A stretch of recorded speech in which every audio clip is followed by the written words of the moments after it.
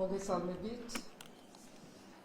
მადლობა თქვენი აქ მობრძანებისთვის, იმისთვის რომ თქვენ გაგაცნოთ ჩვენი პირველი შეხვედრის შესახებ. კოორდინაცია დღეს შედგა, ის კოორდინაცია, რომელიც გუშინ იქნა გამოცხადებული თავისი წესებით, ის რომ ჩვენ უნდა შევაჯეროთ პოზიციები იმ მთავარ გამოწვევებზე და მთავარ საკითხებზე, რაც დღეს არსებობს ქვეყანაში და ის შეჯერებული პოზიციები გაგაცნოთ, რაც არ გამორიცხავს სხვათა შორის, რომ ინდივიდუალურმა პარტიებმა თავიანთი ხედვებიც შემდეგ წარადგინონ სხვანაირად, რაც არ იქნება ერთობლივად შეთანხმებული.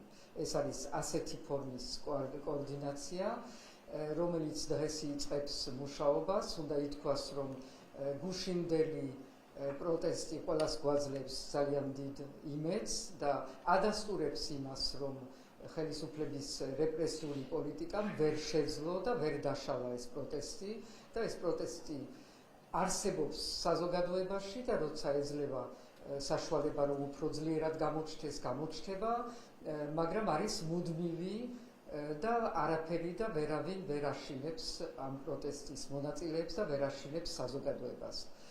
ჩვენც ასევე შევთანხმდით, დღეს მიმდინარეობს კიდევ ერთი შეტევა პოლიტიკურ სპექტრზე, პოლიტიკური დევნა იღებს ახალ ეტაპს იჭერს და ჩვენც ამაზე ვართ შეთანხმებული. ეს უნდა იყოს ჩვენი ერთობლივი პოზიციების ერთ-ერთი მიმართულება. ვნახავთ, როგორ იქნება დღევანდელი ხელისუფლების გადაწყვეტილებების ფორმა, მაგრამ ამითაც პოლიტიკურ სპექტრს ვერ შეაშინებენ.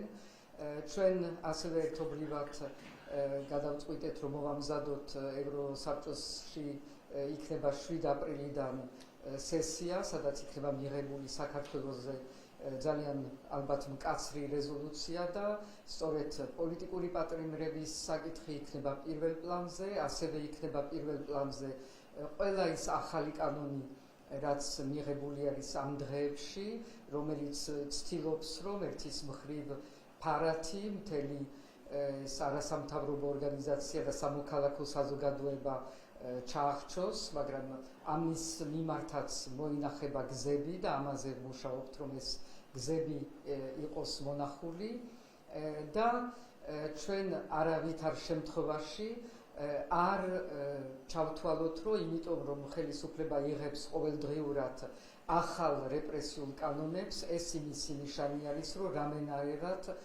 თვითონ ძლიერდება.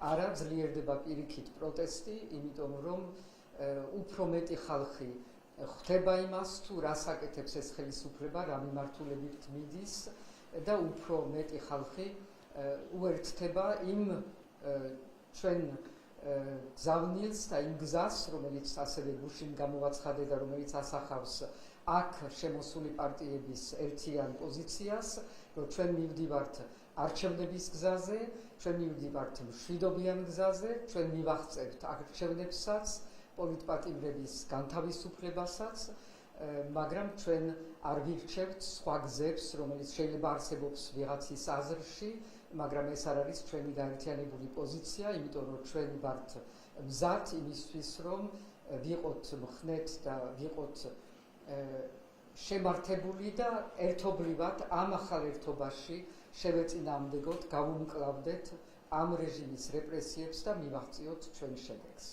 ძალიან დიდი მადლობა.